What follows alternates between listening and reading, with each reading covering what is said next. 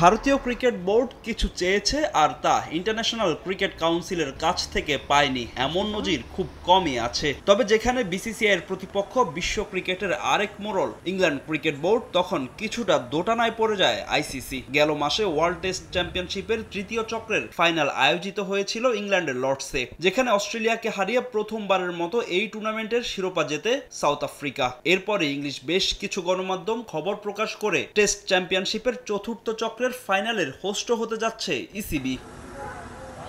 তবে 2027 সালের টেস্ট চ্যাম্পিয়নশিপের ফাইনাল নিজেদের মাঠে আয়োজন করতে আগ্রহ প্রকাশ করেছিল বিসিসিআই, কিন্তু তাদের হতাশ করে সে আয়োজক সত্ত্ব ইসিবিকে দিয়েছে বিশ্ব ক্রিকেটের নিয়ন্ত্রক সংস্থা। চলতি সপ্তাহে সিঙ্গাপুরে হওয়া আইসিসির বার্ষিক সাধারণ সভা থেকে আসে এমন সিদ্ধান্ত, শুধু 2027 নয় 2029 ও 2031 সালের ফাইনাল আয়োজনের দায়িত্ব পেয়েছে England and Wales cricket board.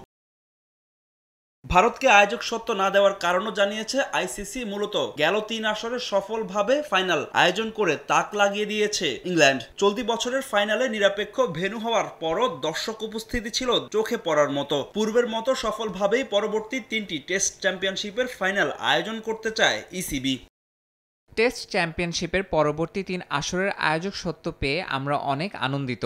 এই সিদ্ধান্তে টেস্ট ক্রিকেটের প্রতি ভক্তদের আবেগ এবং বিশ্বের বিভিন্ন প্রান্ত থেকে খেলা দেখতে আসা দর্শকদের বিষয়টি স্বীকৃতি পেয়েছে। ফাইনাল আয়োজনের দায়িত্ব পাওয়া অনেক বড় প্রাপ্তি। পূর্ববর্তী আসরগুলোর মতো পরবর্তী আসরগুলোরও আইসিসির সঙ্গে আমরা সফল আয়োজন করতে চাই। 2027 সালের জুন মাসে টেস্ট চ্যাম্পিয়নশিপের ফাইনাল আয়োজনের চিন্তা ভাবনা করছে আইসিসি। তবে এখনো কোন ভেন্যুতে হবে তা চূড়ান্ত করেনি বিশ্ব ক্রিকেটের নিয়ন্ত্রক সংস্থা।